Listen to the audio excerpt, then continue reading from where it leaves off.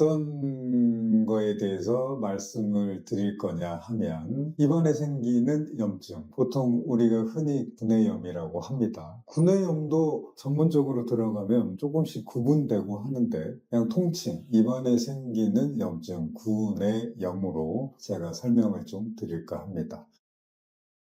이런 구내염이라는 게 왜 생기냐? 어떤 분들은 상당히 다른 분들에 비해 자주 생기는 분들도 많습니다. 첫 번째로 원인을 들 수 있는 거는 내 몸의 면역력이 조금 저하가 됐을 때, 이거를 조금 더 다른 표현으로 하면 최근에 굉장히 스트레스 받는 일이 있거나 일적으로 굉장히 힘들었을 때, 몸이 조금 많이 고단하고 이럴 때 입안이 헐다고 표현을 하죠. 보통 이렇게 입안이 좀 많이 헐거나 해서 이제 치과를 가거나 이랬을 때 치과에서 이런 얘기 많이 들어보셨을 거예요. 최근에 많이 조금 피곤한 일 있으셨어요? 일이 힘드셨나요? 이런 식으로 물어보죠. 이렇게 물어보는 원인은 구내에 입안에 염증이 생기는 큰 원인 중에 하나가 전체적인 내 몸의 면역력이 저하가 됐을 때, 두 번째 원인은 이제 이거랑은 좀 다른 문제인데 뭔가 음식을 먹다가 잘못 혀나 이 볼 쪽을 씹어버리는 거죠. 보통 우리가 씹을 때 음식을 먹는 중에 씹기 때문에 힘 조절이 안 되죠. 그래서 음식 먹다가 갑자기 악 소리가 나요.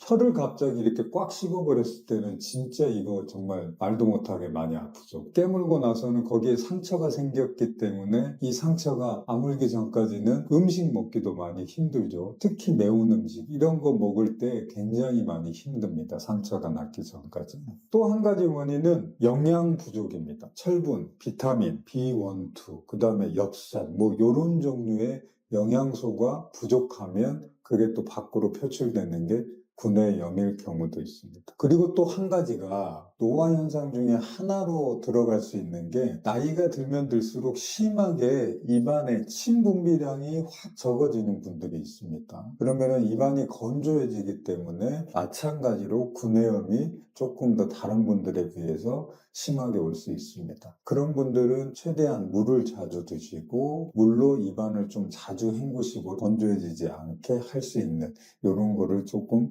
신경을 쓰셔야죠.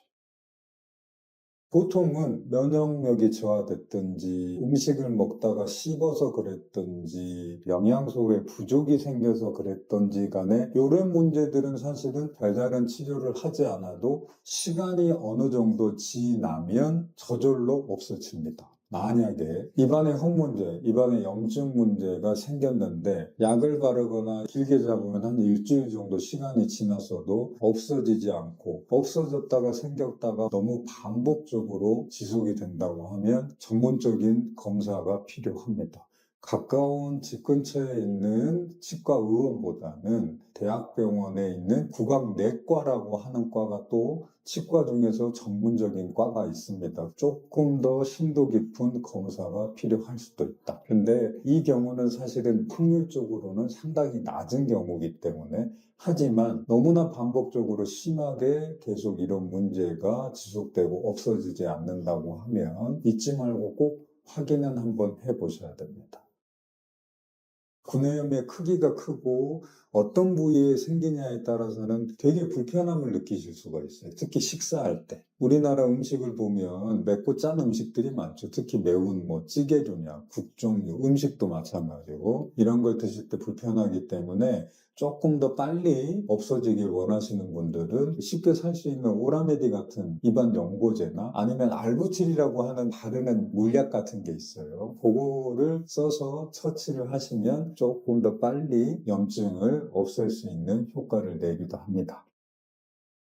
이번에 이렇게 구내염이라는 주제를 갖고 나온 거는 한 가지 이유가 있습니다. 겨울로 접어드는 환절기죠. 이 시기에 가장 많이 오는 거 다름 아닌 감기. 예전이랑 다르게 요즘 감기는 진짜 독합니다. 말 그대로 독감이죠, 독감. 독감이 또 찾아오는 원인 중에 하나가 면역력이 자연스럽게 좀 저하되고 내 몸의 환경도 적응을 해야 되는데 그 적응기에 쉽게 바뀌지 못해서 나타나는 감기, 피로감 이런 걸로 다 찾아옵니다. 독감이나 감기 이렇게 왔을 때도 입안에 염증까지도 구내염도 같이 올 수도 있습니다. 그래서 요즘 이렇게 많이 추워지고 하는데 이 환절기에 여러분 모두 건강관리 잘 하시기를 바랍니다. 오늘 설명드릴 내용은 여기까지고요. 다음 시간에 더 좋은 내용으로 찾아뵙도록 하겠습니다. 감사합니다.